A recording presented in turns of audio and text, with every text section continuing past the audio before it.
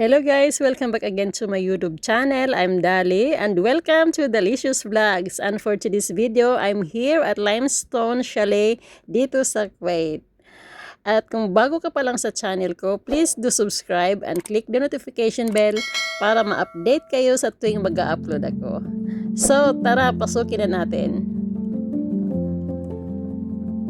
Andito na nga ako guys sa first floor. Ito yung entrance nila. Napakaganda ng kulay. It's bright color. Ang ganda at mayroon siyang elevator hanggang sa third floor. Sa second floor guys ay marami siyang mga bedrooms. 6 bedrooms sa second floor and sa third floor ganun din. My first impression guys dito sa chalet na ito ay napaka maaliwalas yung bright colors niya sa walls, sa mga decors at very relaxing.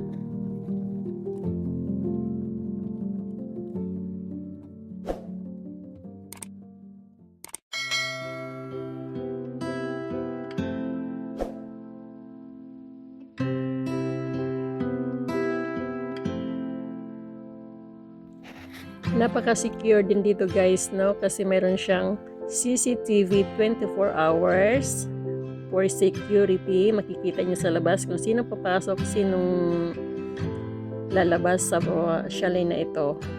Naka-monitor po siya.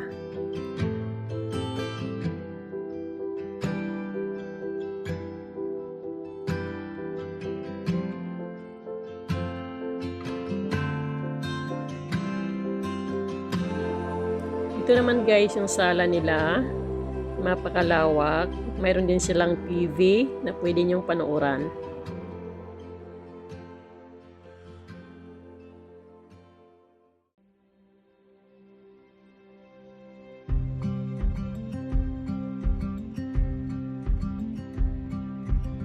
It's swimming time. Meron dito guys dalawang swimming pool. Yung isa, ito yung maliit pero mababaw lang siya. Good for kids. At ito naman sa isa, medyo malalim siya guys. Para to sa mga adults na marunong lumangoy. At ito yung sa loob niya. Sa banda roon, may makikita kayong mga padulasan, palaruan. Pwede ito sa mga malalaking pamilya, may mga anak, mga kids. At may mga table din dito guys. Pwede kayong kumain dito sa gilid. Dadala kayo ng pagkain. At sa natatanaw nyo guys, meron din banda roon, may dagat. Pwede kayong mag-fishing. Napakaganda ng view.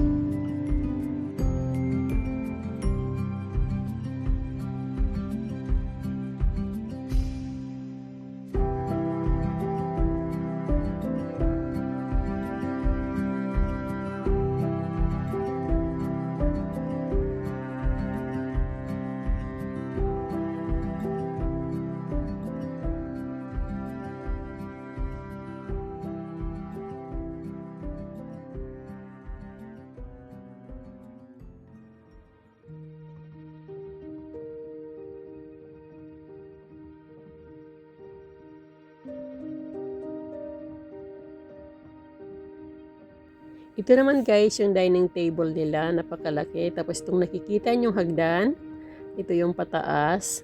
Kaya naman guys, sinishare ko tong video na ito ay dahil gusto kong magkaroon kayo ng ideya sa mga taong gumagawa or mga plano na magkaroon. Kapulutan nyo ng kunting ideya na mapaganda. Magkaroon sila ng dagdag kaalaman. Ito naman guys, paggabi, meron siyang mga ilaw pala dito sa mga pool, sa mga gilid at nag-iiba-iba ng kulay. May red, blue, may green.